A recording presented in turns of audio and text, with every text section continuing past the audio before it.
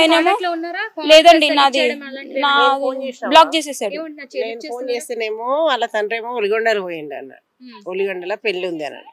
ఈ అబ్బాయికి ఫోన్ చేస్తేనేమో కార్తీక్ రెడ్డికి ఫోన్ చేస్తేనేమో నేను మహబూబ్నగర్లో మా ఫ్రెండ్ పెళ్లిళ్ళు ఉన్నా అని చెప్తాడు. నీ జీవితం కన్నా పెళ్లిలు ముఖ్యం కాదు, నీ సంసారం ఇదైపోతుంది. నువ్వు పెళ్లిళ్ళు ఎట్లున్నావయ్యా రా, ఒక 5 minutes లో మాట్లాడదాము, నువ్వు వచ్చేసి అంటే నేను రాను.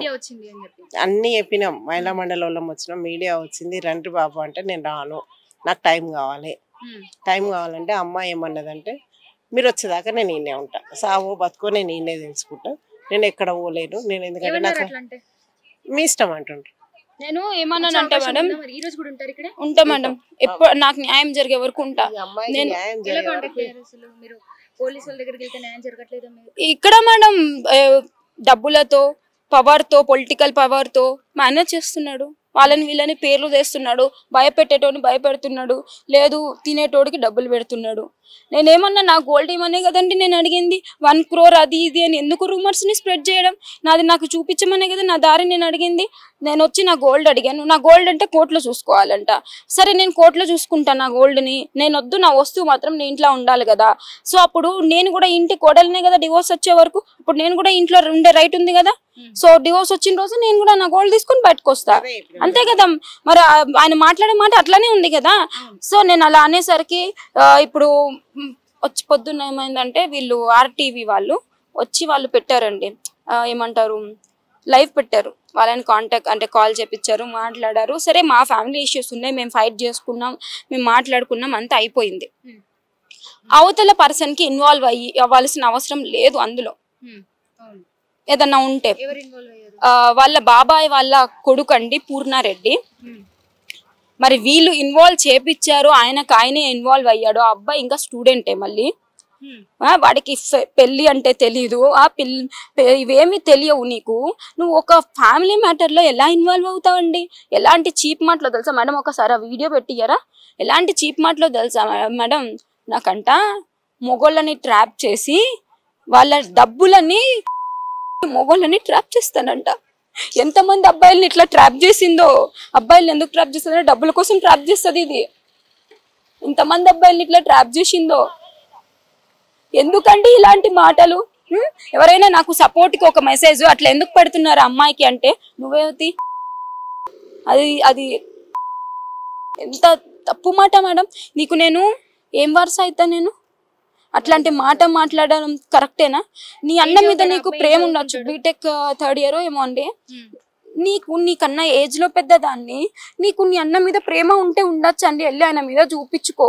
అవతల వాళ్ళ మీద ఒక అమ్మాయి మీద నిందలేసే రైట్ మీకు లేదు. ఇలాంటి మాటలు పెడుతుంటే కమెంట్స్ లో తెలియని వాళ్ళు ఏమనుకుంటారు, అది నిజం అనుకుంటారు కదా. ఇట్లాంటి మాటలు పెట్టడం వల్ల దాన్ని చూసి ఒకళ్ళు నిజమేనేమో అనుకొని పెడుతున్నారు పిచ్చి పిచ్చి మాటలు. ఎన్ని తెలుసా మేడం, లైన్ గా ఒక 20 to 30 కామెంట్స్. వాళ్ళు మంచోళ్ళంట, వాళ్ళని బయట వేయడానికి చేశానంట, వాళ్ళ ఇజ్జత్ తీయడానికి చేశానంట, మనీ కోసం చేస్తున్నానంట, ఇదంతా ఆయన ప్రాపర్టీని కోసం చేస్తున్నానంట. సో ఇప్పుడు గల్లీ వాళ్ళు కూడా ఎవరు మాట్లాడడానికి ముందుకు రావట్లేదంటే ఇన్ఫ్లుయెన్స్ ఉంది వాళ్ళకి. మేడం ఫస్ట్ పోయినసారి పాపం వచ్చి మంచిగా మాట్లాడి అట్లా కాదు నాన్న, అది నాన్న, ఇది నాన్న మంచిగా మాట్లాడినందుకు మా మామ అత్త కలిసి మొత్తం అందరికి శాపనార్థాలు పెట్టిర్రంట. మీరు ఎందుకు వచ్చి ఇన్వాల్వ్ అవుతుర్రు మా దాంట్లో, మీరు ఎందుకు వస్తుర్రు అమ్మాయి కాడికి అని. పాపం వాళ్ళు కనీసం మమ్మల్ని ఎక్కడికన్నా వాష్రూమ్కి వాటికి పోవాలన్నా పర్సనల్గా చెప్పి అమ్మ నువ్వు సైలెంట్గా వెళ్ళిరా, నిన్ను చూస్తే బాధ అవుతుంది కానీ మేము ఏం చేయలేకపోతున్నాం, ఏం చేస్తాం చెప్పు, నువ్వు అంటే శాపనార్థాలు పెడుతున్నారు, గోల చేస్తున్నారు అని అంటున్నారు మేడం. వాడు ఇంకొకరి పేరు రవీందర్ రెడ్డి, వాడు మేము ఎంత స్ప్రెడ్ అంటే అక్కడ రూమర్స్ లో వీళ్ళ తరపోళ్ళండి 1 కోటి రూపాయలు మా డిమాండ్ చేస్తుంది, అమ్మ చెప్పేది తప్పు, ఆమె మంచమ్మ కాదు. సరే ఈ మాటల కంటే ఇంకా దారుణంగా నేను అబ్బాయిలకి వలలేయడం ఏంది, నేను ఇంత దారుణంగా మేడం. నేను ఒక ఏమంటారు స్లర్ట్నంట. నువ్వు ఎవరు, నీకేం రైట్స్ ఉన్నాయని నా గురించి మాట్లాడతావు? నువ్వు నన్ను చూసావా? నీకు చెల్లి ఉంది కదా, నీ చెల్లికి రేపు పొద్దున్న ఇలానే ఒకటి వచ్చి మోసం చేసిపోతే కాలేదు రేపు చెల్లి వచ్చి ఇట్లా ఎవడో ఒకటి మోసం చేసిపోతే లేదండి. ఆమె వల్లనే మాకు ఇంకా గొడవలు అయినాయి చాలా. ఆమెకి రేపు పొద్దున్న ఇలానే అయ్యింది అంటే నువ్వు చేయవా, నువ్వు నిలబడవా నీ చెల్లి కోసం?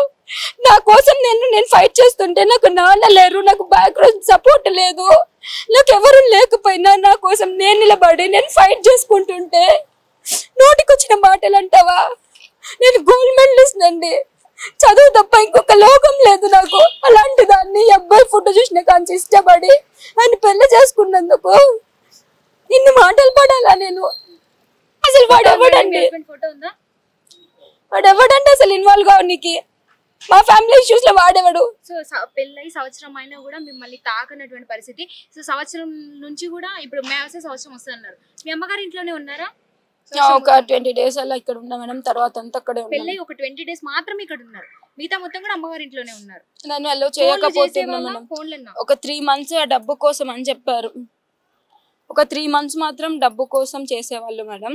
ఫోన్స్ అవి ఇవి నటించేవాళ్ళు ఇష్టం ఉన్నట్టు. చూస్తున్నారు కదా ఈ ఫోటోలో ఉన్నట్టు, అటువంటి ఫోటోలో ఉన్న వ్యక్తి తన భర్త పావని గారి భర్త కార్తిక్ గారు.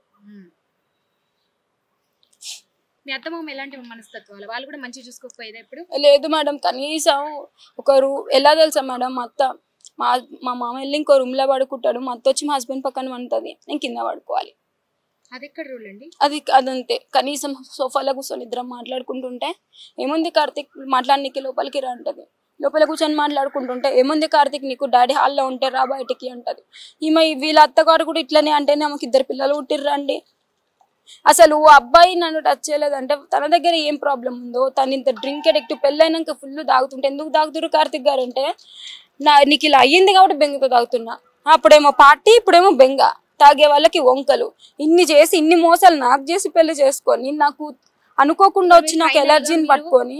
ఇప్పుడు మీరు ఫైనల్ గా మీరు ఏం ఆశిస్తున్నారు, ఏం కావాలంటారు? నన్ను వద్దని ఆయన డైరెక్ట్ చెప్తుండండి, మీడియాలో కానీ అన్నిట్లో చెప్తుండు. ఇప్పుడు నాకు ఓకేనా కాదా పక్కన పెడితే, వద్దన్న ఆయనతో నాకు ఇష్టం కానీ వద్దన్న ఆయనతో అయితే నేను బలవంతంగా అయితే సంసారం చేయలేను కదా, వద్దనతో సంసారం నేను బలవంతంగా ఉండలేను కదా. అసలు నేను రావడానికి ఇక్కడ వస్తేనే గేట్లు వేసుకొని వెళ్ళిపోతున్నారు, నన్ను రానిస్తారా వాళ్ళు?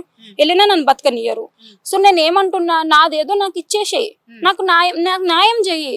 నన్ను పెళ్లి చేసుకున్నావు, వదిలేస్తున్నావు. అరే పిల్లకి పెళ్లి అయ్యిందిరా, కానీ లేదురా ఈ అమ్మాయి మాత్రం అంటే ఎవరైనా నమ్ముతాడా అండి? పెళ్లి అయ్యిందండి 1 year అండి, అమ్మాయి మాత్రం ఇట్లా ఉంది అంటే ఎవరు నమ్మరు. ఇంకా నా హెల్త్ మీద చాలా పెద్ద నింద ఇష్టం, అదో చచ్చే జబ్బు లాగా చూపిస్తున్నావు జనాలకి, హెల్త్ మీద నిందేసి. ఈ నిందలు నువ్వే నమ్మట్లేదు తగ్గుతుంది నేను తగ్గించుకుంటా అంటే, రేపు వచ్చేటో నమ్ముతాడా అండి? ఇంకొకటి చేసుకోవడానికి వచ్చినా అంటే లైఫ్ లాంగ్ నేను ఏమంటారు మొగుడు వదిలేసిన వైఫ్ గా నేను బతకాలా? సో మరి నాకేం చూపిస్తావు దారి? నేనేమంటున్నా, నాకు కోట్లు కూడా అడగట్లే నిన్నేమి, నువ్వు పెట్టుకుంటున్నావు నేను అంత అడిగినా ఇంత అడిగినా అని. నాకైనా ఖర్చు నాకు ఇచ్చేసేయి, నా బంగారం నాకు ఇచ్చేసేయి అంతే. నేను ఇన్వాల్వ్ గాను, నేను పెట్టిన కేసు కానీ ఏమున్నా నేను విత్డ్రా చేసుకుంటా, నేను వెళ్ళిపోతా, నీ లైఫ్ లోకి నేను రాను, నేను ఇన్వాల్వ్ గాను అంతేగాని ఏది చేయకుండా నా బంగారం కూడా నీ దగ్గర పెట్టుకొని ఇక్కడ ఒక ఆడపిల్లని ఇంత బాధ పెట్టడం ఏమన్నా కరెక్టా అండి? 2 రోజుల నుంచి ఇక్కడ బయట కూర్చొని ఫుడ్ ఏది లేకుండా ఇలా ఉన్నానే కొంచెమైనా మనుషులకి లేదా